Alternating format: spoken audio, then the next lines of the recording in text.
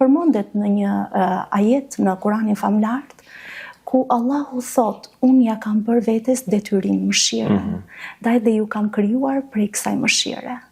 Dhe po të shohim dhe suret në Kuranin famlar, thuajse të gjitha suret përveç njërës fillojnë me Bismillahirrahmanirrahim.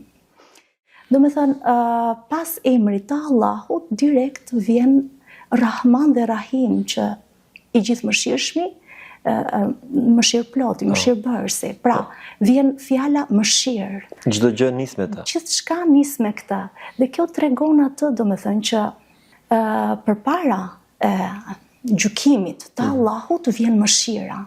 Pra, në Kuranin famlar, kjo fjalë zë një vend të jashtëzakonshëm, përmendet gati 79 herë në Kuranin famlar.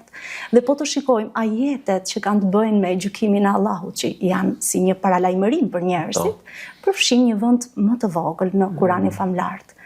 Prandaj dhe Allahu është i mëshirshëm.